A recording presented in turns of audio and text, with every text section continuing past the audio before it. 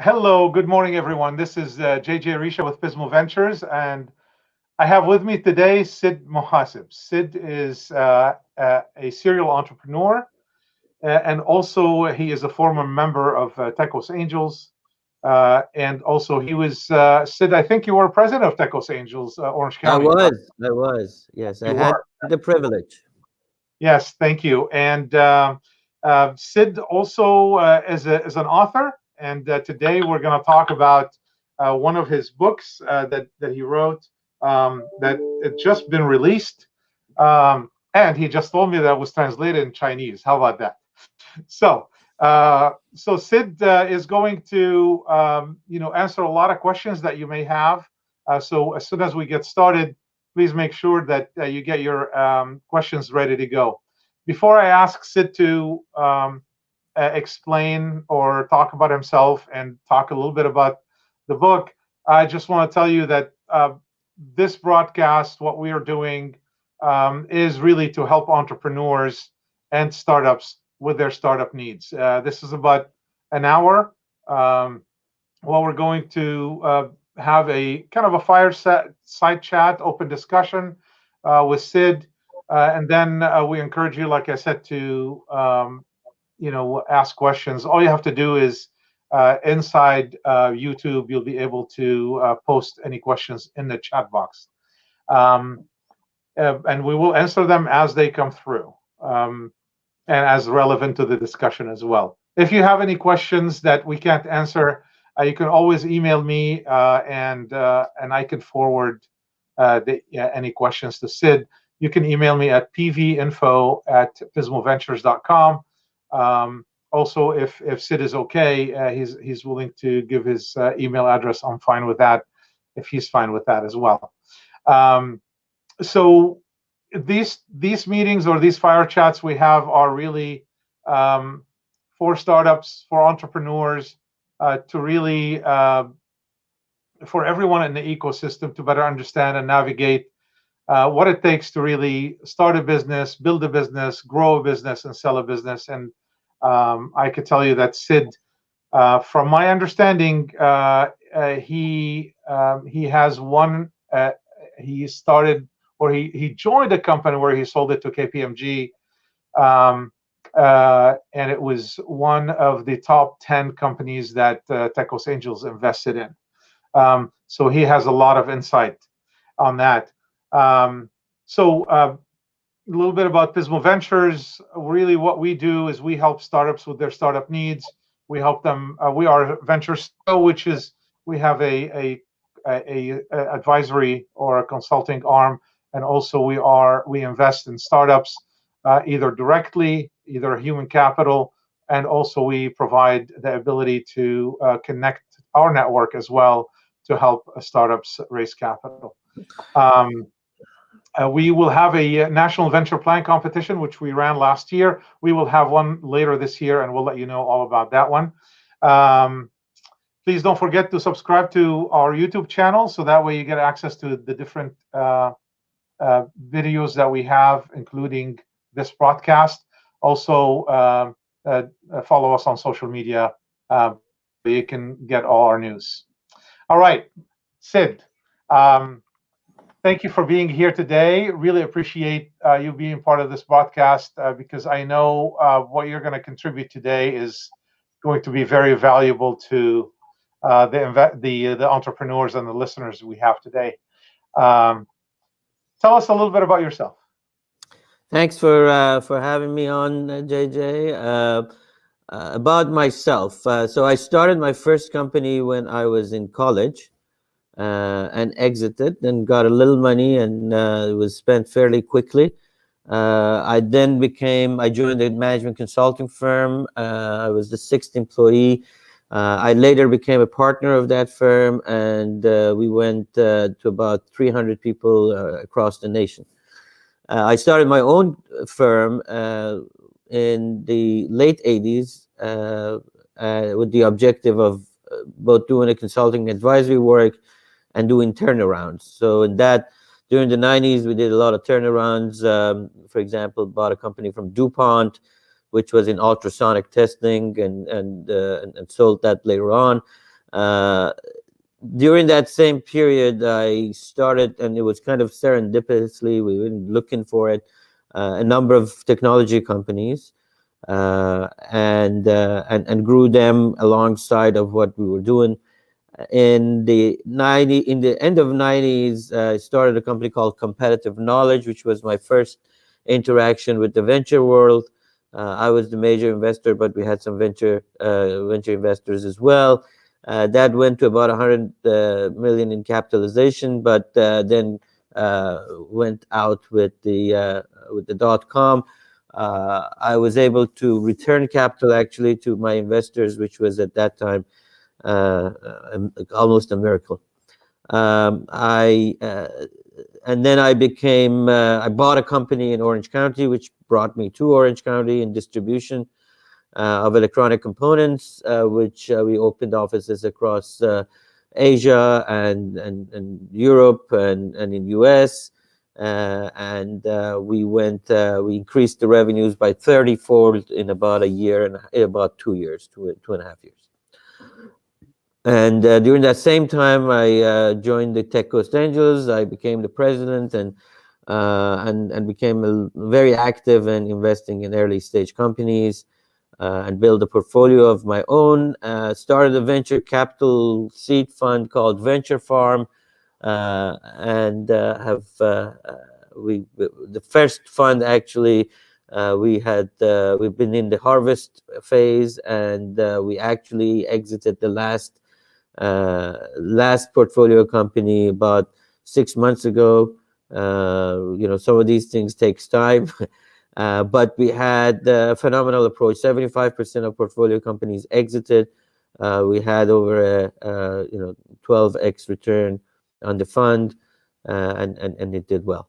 As you mentioned, we were, as a part of the fund, actually, we were one of the first investors. Actually, we were, I took the entrepreneurs with me and to the attorney, and we incorporated the company. So we founded Wise Windows, and then right after 2008, 2009, about the end of 2009, I joined the firm. I was on the board. I joined the firm so that we could exit, and about a year and change later, we were able to sell to KPMG. I spent about 5 years at KPMG, helped them with building their data analytics effort, which is now called Lighthouse. It was the company that we sold as the seed of that effort. I believe it has about 1,500 people or 2,000 people now, somewhere close to that. And helped them with structuring a $100 million fund, KPMG Capital, and then was the national lead for strategic innovation for the strategy group before I left. And now I do three things. I make investments and advisory work. I teach at the University of Southern California at USC, both in the engineering school and the business school. And I write stuff. I have books, as you mentioned, and I do speaking engagements. So that's me. Sid, that's oh my God. I knew some of this, not all of this. That's pretty amazing. So you should be writing more books to that all that knowledge that you have is important to translate it and have it available for others to learn from all your experience that you've had. You are too kind, JJ. You are too kind. No, I'm very serious because from turnaround to startups to doing your own. This is absolutely amazing, and having successful exits. That's not bad. So possibly my very first question is going to be is why did you write this specific book? And I'm gonna say I'm so intrigued with the title. You Are Not Them. I love the title actually. Yes. So let me tell you, the book I wrote before this one was called The Caterpillar's Edge, which was around and the subtitle was "Evolve, Evolve Again, and Thrive in Business." That book was generated out of a frustration that I saw. This was when I was at KPMG, and as you mentioned, I've sit essentially in every seat in a company. You know, from board member to investor to CEO to operating officer to you name it. Yeah. So what I saw was that this confusion about the strategy. A lot of people who were doing strategy, they were thinking about a Michael Porter kind of a thing 10, 20 years ago. Wow, you have a 10-year life cycle, and that's how you strategize. And I saw that the world has changed around us, and all of those things. Yes, there are some good ideas. The basics of the business would make sense, but the world is changing. It's moving a lot faster, and technology is different, and all of that. And then the advent of data analytics and so forth is much. So that was the first. And then that I saw that appealed to, they're now teaching it at Wharton and other places. But originally it was designed for the CEOs. Now, this book, uh, I figured that a lot of that people tell me, well, that's good, but that doesn't apply to me, doesn't apply to an entrepreneur. Yeah. So I thought I should go back to my roots and see first what is an entrepreneur. So I've done some research about what is it, where does it come from, where does the word come from? Because there's a lot of illusions and delusions about who that is.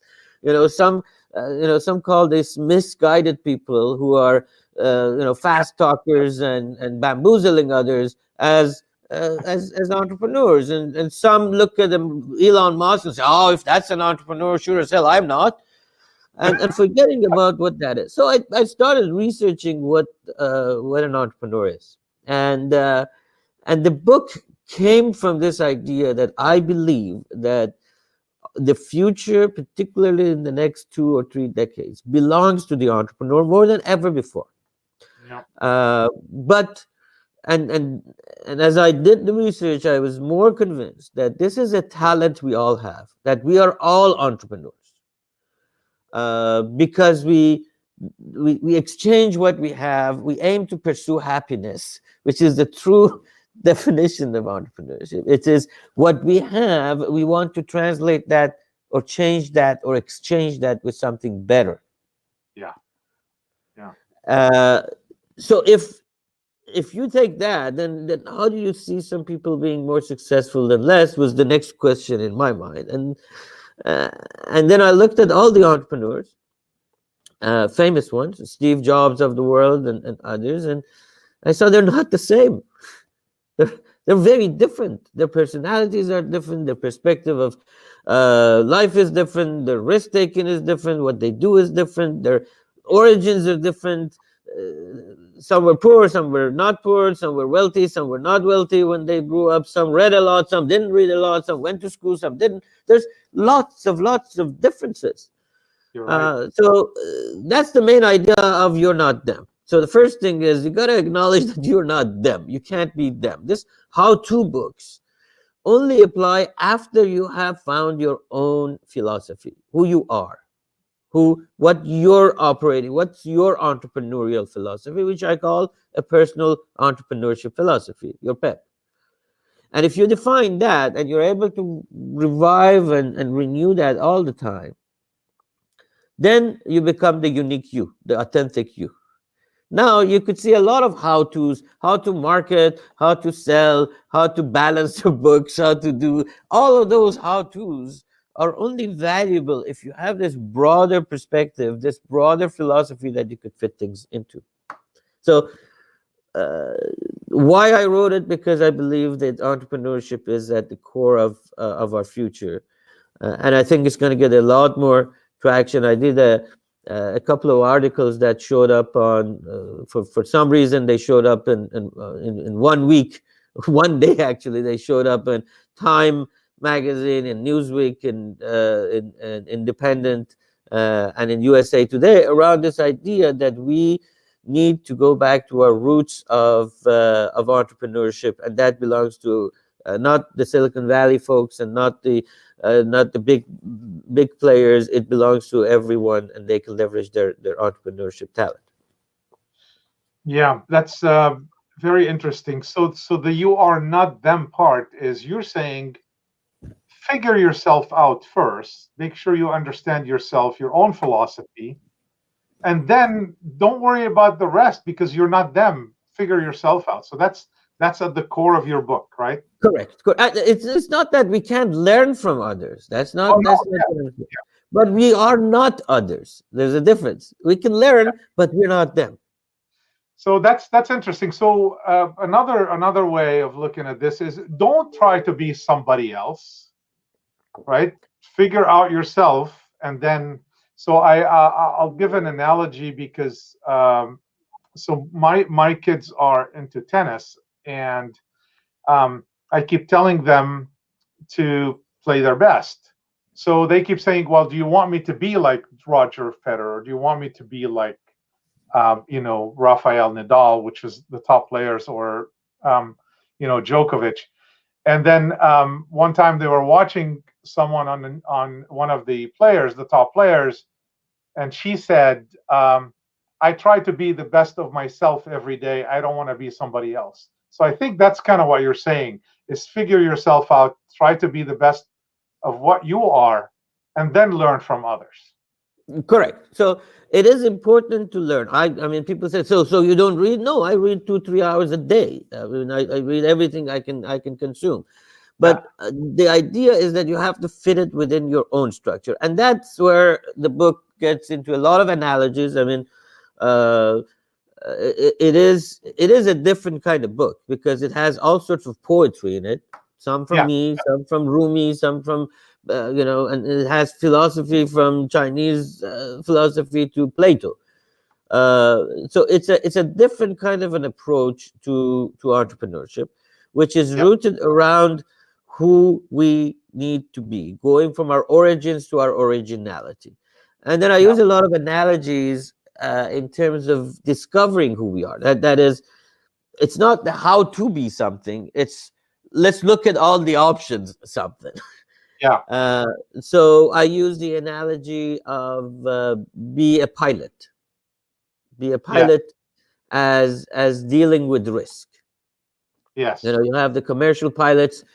They take a risk every day, and they do certain things every day, and it's a checklist, and so that's very routine risk management, if you will. That's right. But then you have a fighter jet pilot who goes into a terrain that's unknown. There's always a chance of somebody hitting him. So the risk is increased, but some elements of basic business and basic risk management is the same. So I use the analogy of the pilot in order to expose these options and alternatives. And for example, I propose to you that is the passenger taking more risk or the pilot? Okay. Yeah. Which one is taking more risk? Well, I think, the pilot is doing it every day. It's routine. So the passenger is probably taking more risk. In terms of crash, there's the same amount of probability of doing it. Okay.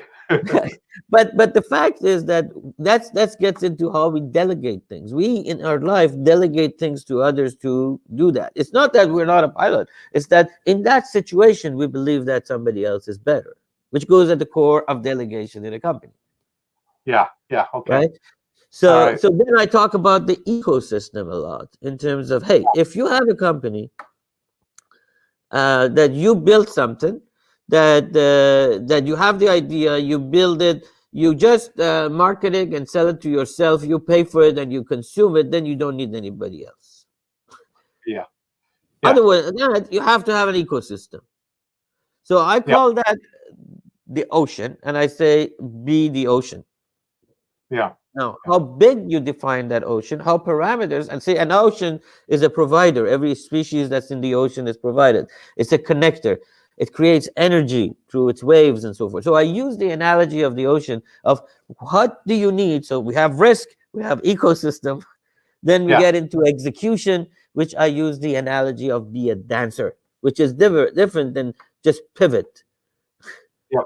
Pivoting It's a reaction. It's a fight against the thing. It's a life and business should not be this. Should not be a struggle. It should not be a. It's how do you dance with the situations? How do you get through situations that are external to you? How do you learn to find the right timing?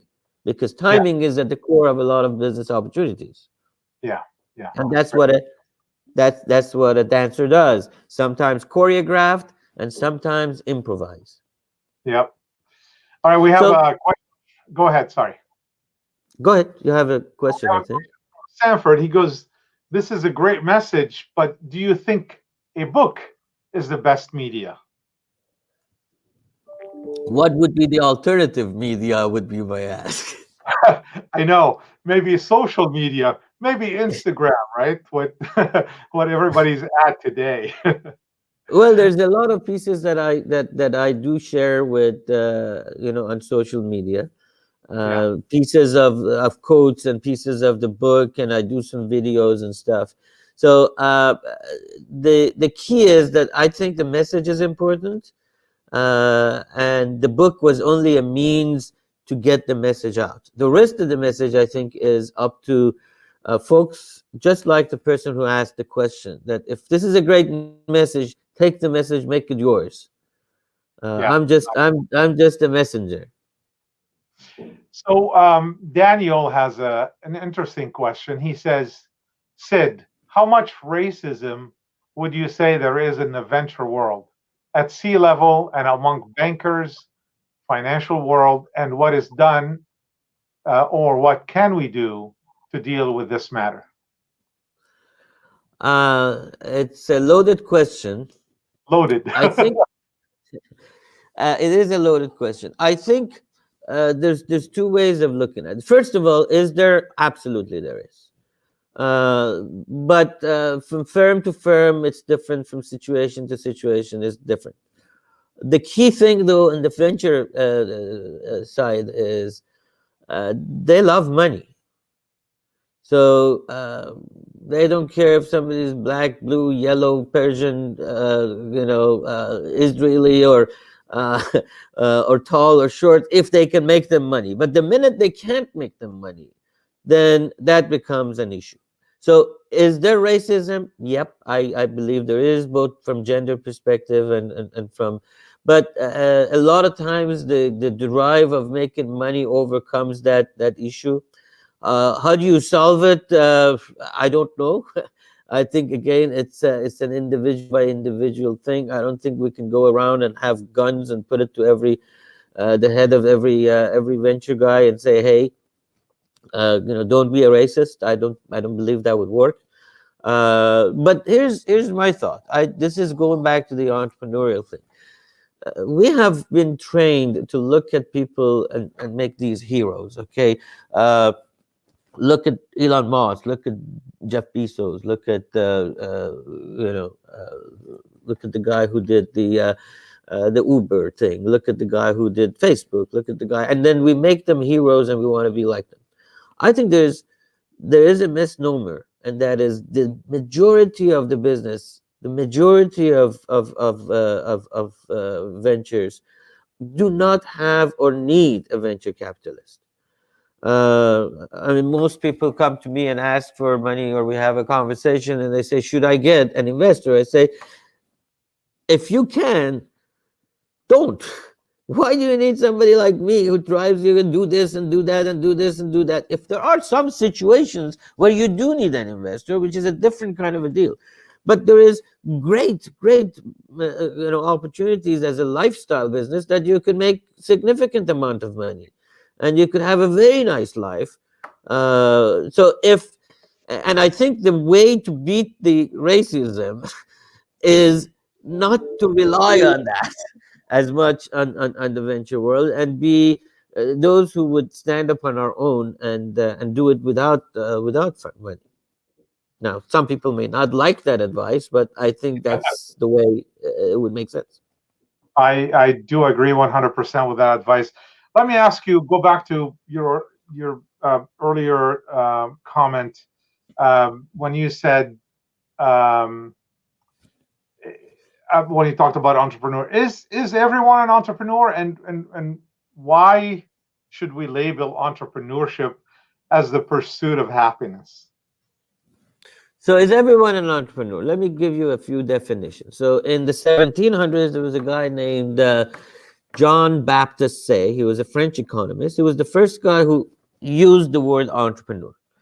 And he said, entrepreneur is somebody who sees an underutilized resource and manages it, turns it, exchanges it with something that has a higher yield. Has something, Okay. exchanges it with something that is better. Yep. Okay. In the 1700s, later 1700s, some guy named Richard Cantillon said, oh, but there is another thing. I'm going to label this entrepreneur as the risk taker who has something, an idea, a product, or something, and he then or she then turns it again, exchanges it with something of higher value, knowing that there is a risk. So let's see. I say my mother took a paycheck and exchanged that with something better, which was happiness for his kids, for her kids. I would say every student spends lots of money, lots of time, and tries to create a product, which is a degree, and with the idea that that degree is going to make them a better life, have them Higher drive yield. Yes. higher yield, right? So have something, exchanges it with something. So in that case, my mother was an entrepreneur. Every student is an entrepreneur. Let me give you a different definition. Some say if you go to the Latin word entrepreneur, entre is to undertake. Prender, where the preneur comes from, prender means understand or grasp. So entrepreneurship is the act of undertaking, understanding. To undertake, understanding, or to learn means to be an entrepreneur. So if you have ever learned anything, you have experienced or exercised entrepreneurship. Now, Okay. that makes all of us an entrepreneur. Now, we exchange different things for different things. That doesn't mean that we're not all entrepreneurs looking for lots of money. I would say Mother Teresa was an entrepreneur, turning what she had into something better. But her better was different. The definition of the better was It was different. not financial better. It wasn't financial. Yeah. So we are an entrepreneur, but we choose where to apply our talent, how to color our talent. Interesting twist. I like it, Sid. So, and I guess the one thing that potentially you can add to that, because most people don't take that plunge, is probably that risk factor that adds to it, especially from the financial standpoint. So let's talk about risk. Let's talk about risk and let's talk about change. I think those are two things that are kind of uh, tied at the hip. So let me ask you a question. Let's assume it is spring, it is 72 degrees outside, life is great, there is a wonderful breeze, birds are chirping, flowers are blooming, it is absolutely perfect. Now let's assume there is no change. That is, it is always spring, it is always 72 degrees, it is always the same thing. You're doing the exact same thing. You love hamburgers, you're having McDonald's for lunch and dinner every damn day. The same thing. There is no change. Zero. If there is no change, there is no choice. If there is no choice, there are no alternative career paths, no way to love, no way to learn, no way to pursue happiness, no way No to exchange. modification. Yeah. If there is no change, there are no choices. And if there are no choices, you cannot evolve. You cannot choose. You can't even take a risk to evolve. That's right. So the first thing is you need change in order to have choice. If you have choice, there is a risk to take A, B, C, or D. So taking a risk risk is part of life. We're doing it every day. The question is, do we have enough knowledge when we take a risk? So the knowledge and risk are kind of the two sides of the coin. If you have additional knowledge about a situation, you'll never have zero. There is never a 0% risk, zero probability. You Yeah. gain more confidence, you get less confidence. Now, if you have an entrepreneurial dilemma and you don't have a faith or trust in yourself or your capabilities, well, you can get that. You can learn, you can do a lot of things, but first you have to have the knowledge to overcome the risk. The second is you have to realize, in order to pursue happiness, you have to embrace change. Now, how do you do it? That's a different question.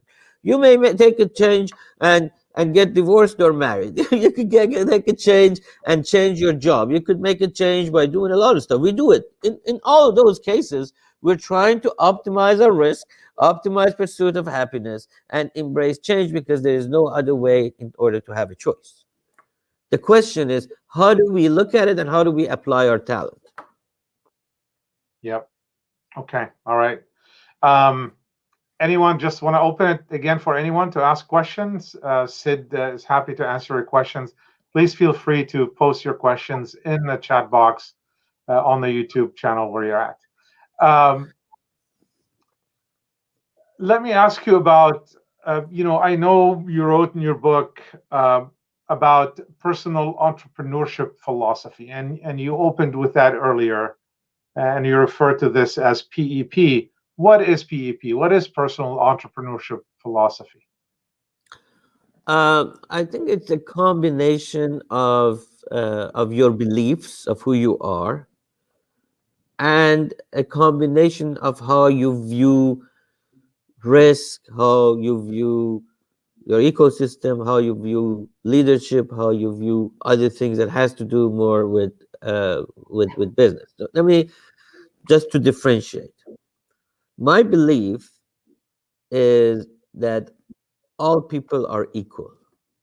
There is no difference between people. All capable. But when it comes to my personal entrepreneurship philosophy, when I look at people at an organization, not everybody is equal. People come into play, some with a little bit more expertise. There's a salesman who performs better than the other salesman. So they get different treatment, they get different compensation, they get different structure. So although my belief at the core is that people are equal, when it comes to business, I altered that to fit the journey. Now, it's a combination of how do I see risk, how do I energize my people, how do I see providing to my community, as I said, being an ocean, if I say ecosystem. There are people who believe that they don't operate in a way that I have to give back to my community, and that's not Mhm. necessarily a socialism issue. It's not a being philanthropic. It's, if I have a partner, my partner could be a supplier or whatever. I'm not there to screw him and get the last penny out of him. I'm there to make him thrive, because if he thrives, I have a partner who is stronger. That's one philosophy. Another philosophy is, hey, he's selling me something, I'm selling something, I want to get the best deal.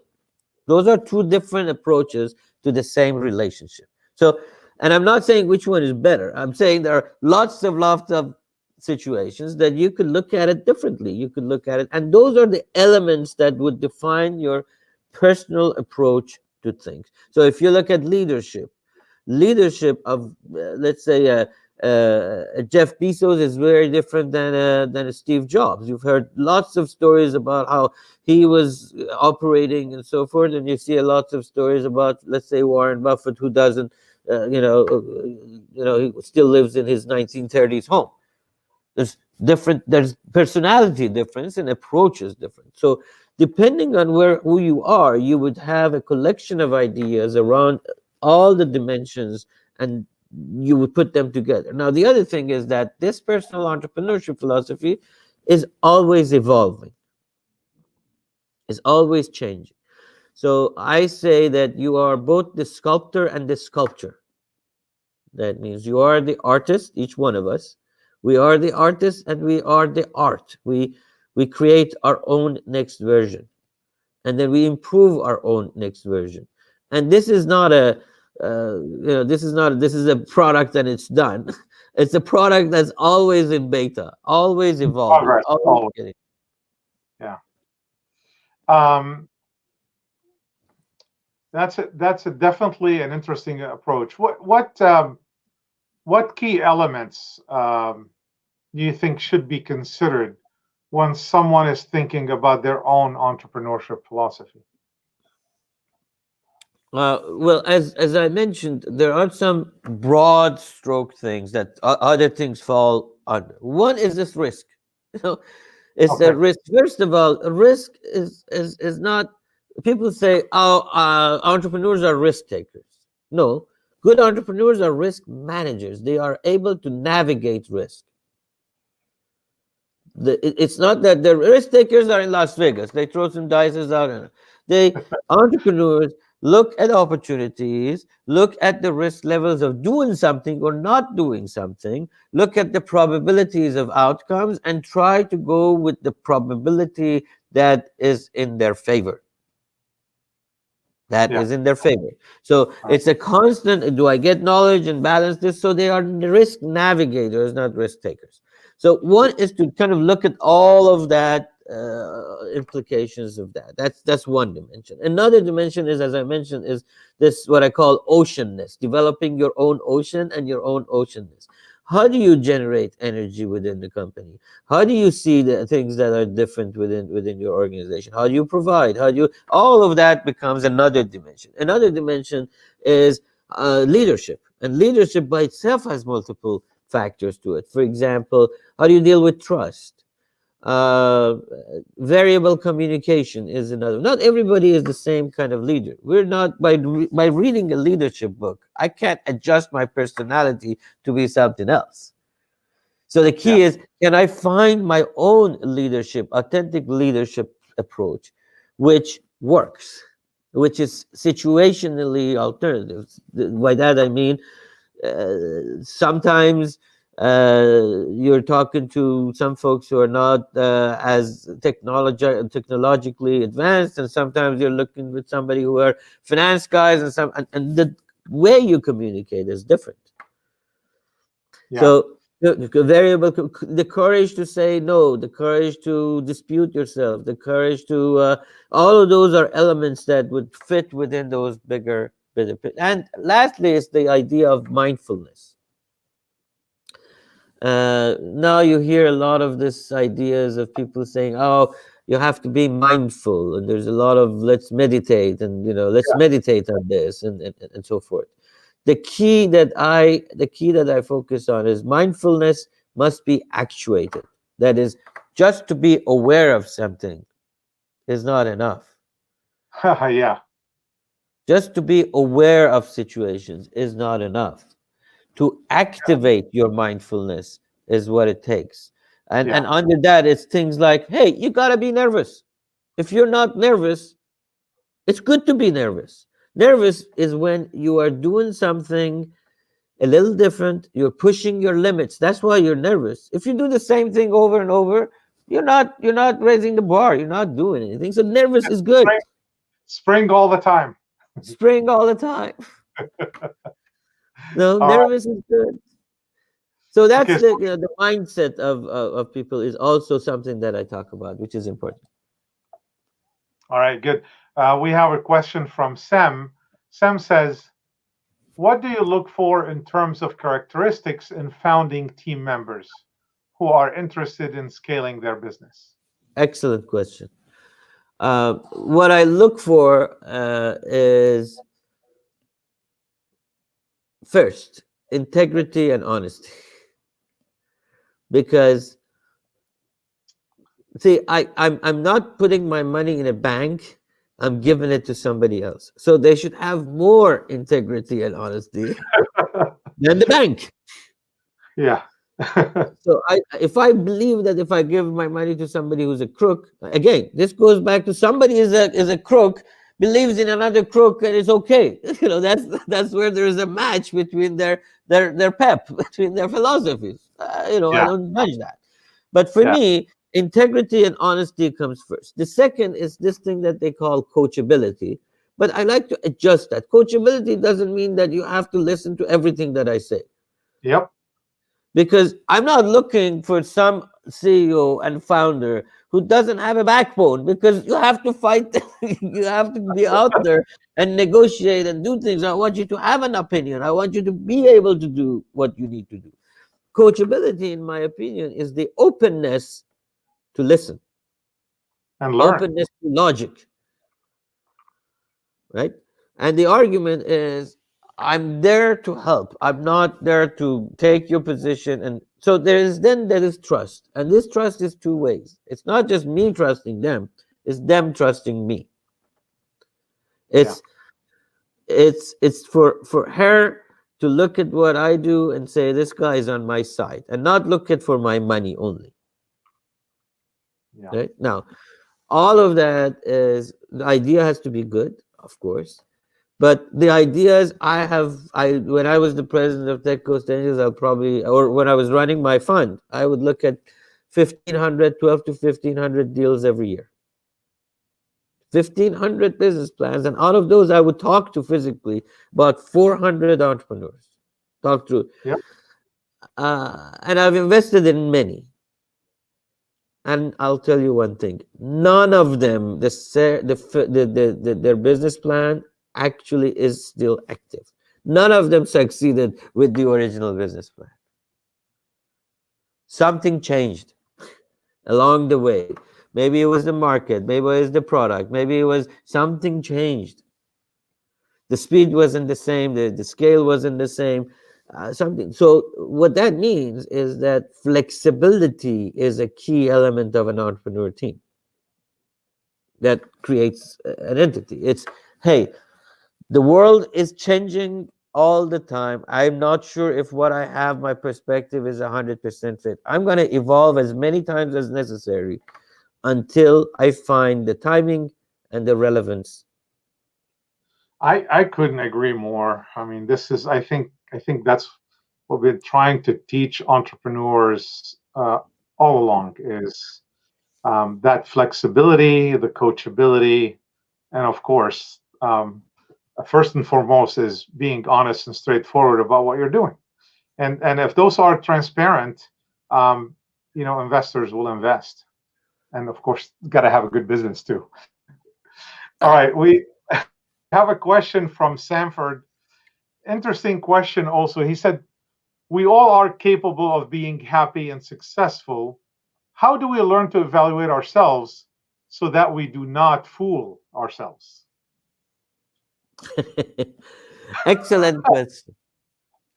So Yeah. I do talk about this all the time. It's called changing your frame of reference. So I don't have a Starbucks cup, or I would show it to you.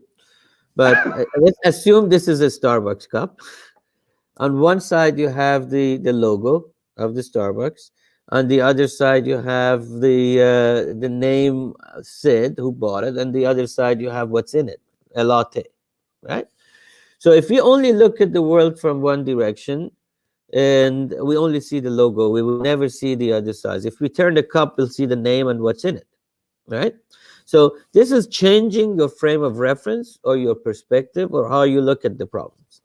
The first thing to do is, if we want to make sure that we are on the right side and we're not fooling ourselves, is to constantly change our frame of reference and to dispute ourselves. To dispute ourselves means, because that goes into something else. Our happiness comes from this thing I call addiction to sameness. Addiction to sameness is, I'm pretty happy here. Why do I want to change? And then we begin to kind of fool ourselves that this is happiness, and this is, and it is happiness. It's like a drug that we're getting induced, and we don't want to look at anywhere else because this is fine. Now, if we dispute ourselves and say, why is it the best thing? Can I do better? Is there something? Because I deserve better. I deserve more. That is pursuit of happiness. That's not achieving happiness. Pursuit of happiness is not to be in a state of happiness. It's to always increase what you want. It's to go to the next stage. It's to exchange. That's where we don't apply our entrepreneurial talent to change the situation we're in with something better. And that begins with what I call disputing ourselves. Very interesting. Great question, Sanford. Haven't seen you in a while. Hope you're doing well. Um, the You start your book with the conclusion. A little bit counterintuitive, right? So why, and what do you mean by the sculptor and the sculpture? Yeah. So as you said, the book, the last chapter, the last chapter is the first chapter. So the conclusion of the book, which starts with a poem. The poem is called "The Sculptor and the Sculpture." Is kind of consider it a summary. Consider it all pieces put together.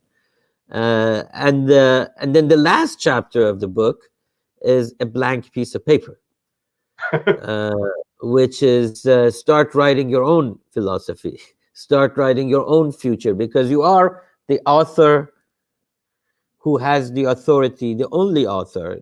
So I say, hey, my job is not to be the authority. My job is to make you the authority, or realize that you're the authority of your life. Every one of us is, by every decision, every choice that we make or we don't make, every consequence that we face or we dodge or we embrace, we are shaping our own statue, which is an evolving sculpture. We chisel it, we hammer it, we paint it, we oil it. We are the ones who are creating our own future. No, so that's the conclusion of also all the pieces. But at the end of the book, I have a blank page that says, okay, start writing, because you are the author. Up until this point, I I was the authority who was giving you some information, but please exercise your authority and your talent of entrepreneurship. Very interesting. Again, anyone with questions, please feel free to ask. Um, so one of the things that we have on the Pismo Ventures website is the statement that says something to the effect: innovation is really the life of our society, and entrepreneurs are innovators. Like you explained it, they take something, they change it, and they make it more efficient, regardless if it's economical or yielding better, regardless of economical or not economical. So, how do you see the future of entrepreneurship? Um, so there's a few trends that we should look at. One is this whole idea of artificial intelligence and what it's doing, and technology, and how it's changing our lives. The definition of jobs are different. Everybody knows the pandemic has pushed past what I call a lot of resistance lines where people were pushing back, work from home, telemedicine, adoption of e-commerce by the older generation. Lots of lines have been broken. Lots of lines have been broken, and AI is now more on the at the center. And this Factory 4.0, the use of technology as productivity enhancement tool. So the education area has changed. So lots of areas have changed. The key is, as these change, the definition of jobs and our participation in society will change. That is really my job or your job or anybody you consider, which we have been working at a factory or we've been working at a place, which can be separated or replaced by a machine. Can I do something was that my worth to be able to push pallets from point A to point B? That was my human worth to be able to do that? Or is this really, with this AI stuff, what's happening is that we're entering a new era of evolution, where our minds and our creativity and our innovation would have a lot more value than just doing mechanical things. So maybe the machines are taking over what has taxed our mindset and taxed our innovation and taxed our creativity and given us time to think and ponder and evolve and create.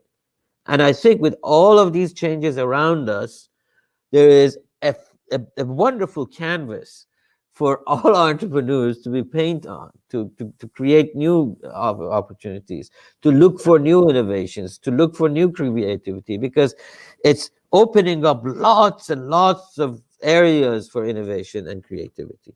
And this could be, I don't know, somebody who has a donut shop or somebody who wants to go to Mars. That doesn't matter. There's opportunities at everywhere, at every scale.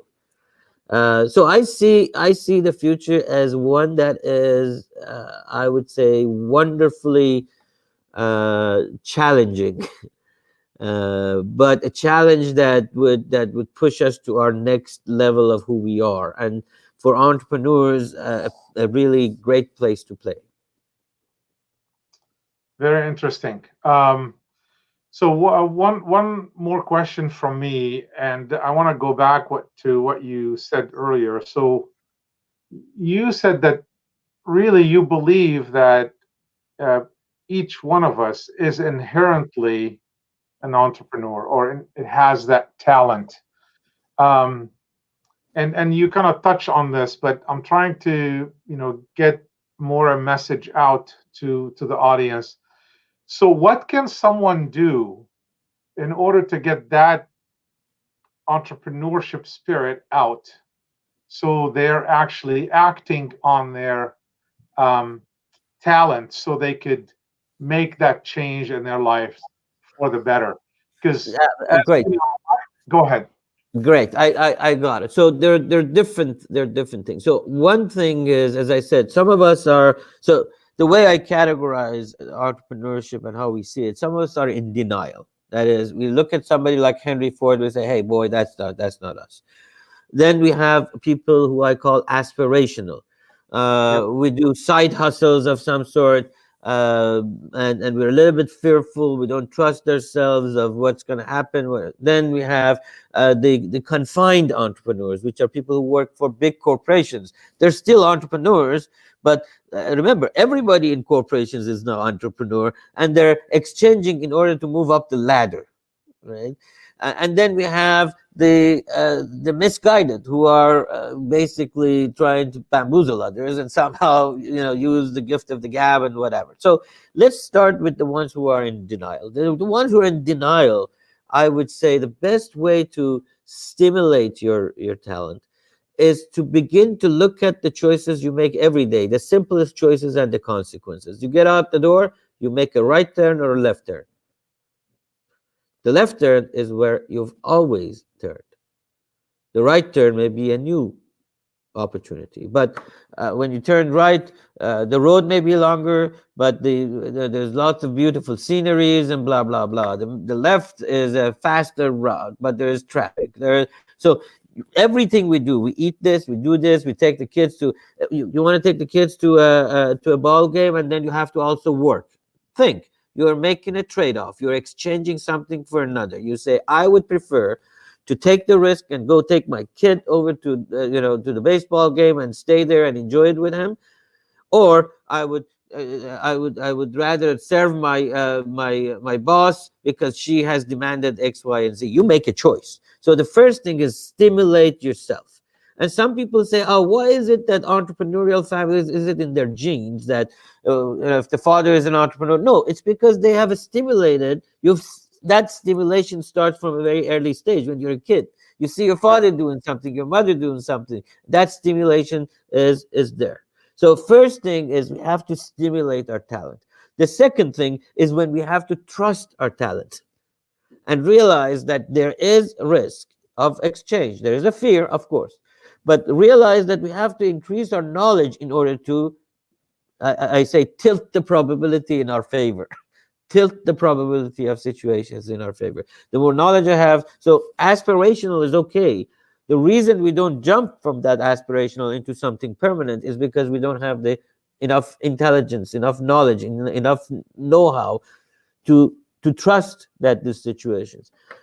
So a practicing entrepreneur, I would say, has a few characteristics. One is that they are always exchanging. They're always looking for a situation to exchange. I've got this. Oh, can I have something better? So they're always ready to learn because they have this dealings with risk and knowledge.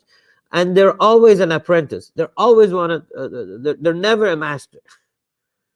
And you see a lot of entrepreneurs who have built the company or two, and then they want to go to the second one or the third one, and they want to apply the same formula they had success before, and often it doesn't work because they don't remain an apprentice of timing, of situations, of what's around them. So I think the best way to do that is to stimulate ourselves through looking at the risk and exchanges, and then disputing ourselves so that we don't fall into that addiction to the sameness, and looking to find our own personal entrepreneurship philosophy, one piece at a time. It's okay to read, it's okay to learn, but we're not them, so not try to be just like them, because our experience, our life has been different than others. Very interesting. And you got exactly my question and you answered it properly as well. So thank you. Someone just texted me they're on, but somehow they haven't figured out how to post the question online. So I'm going to read the question, and that's going to be the last question for the day. So Sid says the founders of Amazon, Apple have different entrepreneurial philosophies. Clearly, Mother Teresa did as well. But I don't see how Steve Jobs and Bezos differ. They both wanted to build consumer-focused, highly profitable companies. He explained operational and leadership style differences. You, meaning you, explained these differences. But what are their philosophical differences? What other examples can Sid give other than Jobs and Bezos of other entrepreneurial philosophies?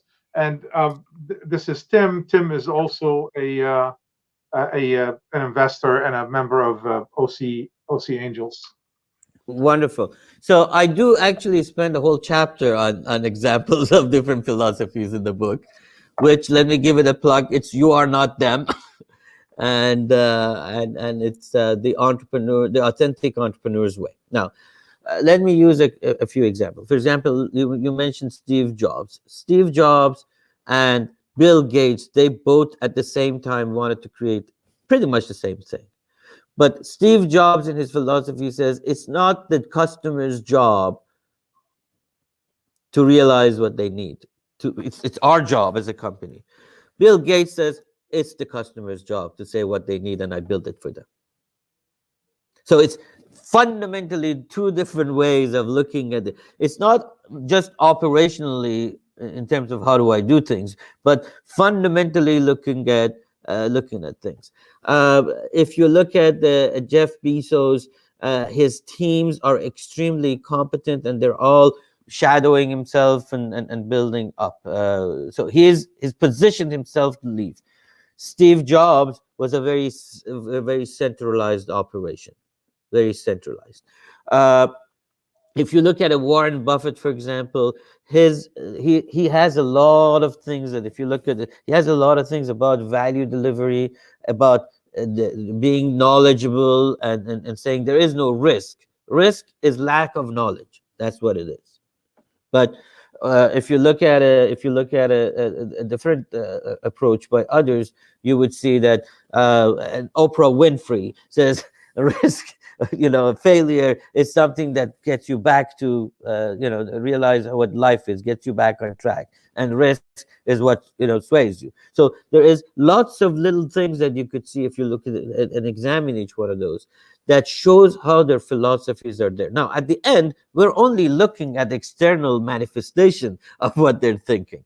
But Steve Jobs, was in an era where they did LSD and a this and a that. It was in a different era. And Gates was in the same era, but he wasn't doing the same stuff. So one was, they both were from wealthy families, but the way that their families participated in their growth wasn't the same. So my point is this: the philosophies that we build on life is different, and that's different than, well, all human beings want to pursue happiness, therefore they're all the same. Well, is that? These two people both wanted to have a consumer-facing company. Okay, that doesn't that doesn't make their philosophies the same. It just means they had an objective. You and I both want to go to San Diego taking a car, but you're going with your girlfriend, I'm going with my 7 kids. That's a different experience. You're going there to a funeral, I'm going to there for a wedding. Is the fact that we have defined the same destinations in some cases doesn't necessarily mean that the path and the journey is the same, and we are going through it in the same manner. I hope that Sid, makes sense. thank you very much. I'm going to do a minute of closing. While I'm doing that, if you can think of only one advice or maybe recommendation for the entrepreneurs listeners that you could advise them. So thank you all for being here today. We will have more speakers in the coming weeks, so please tune in. Again, please subscribe to our YouTube channel. It's very important that you do that, and also follow us on social media, LinkedIn, Twitter, etc. This recording will be available by tomorrow morning. It takes about 24 hours to make the YouTube recording available for everyone. So this will be available if you want to share it with your friends and family. It'll be available by the morning. Again, if you have additional questions that we did not answer, please, you can always email me at pvinfo@pismoventures.com. Sid, thank you again very much. What's your advice? My advice is, don't leave change to chance. Don't Do leave not change.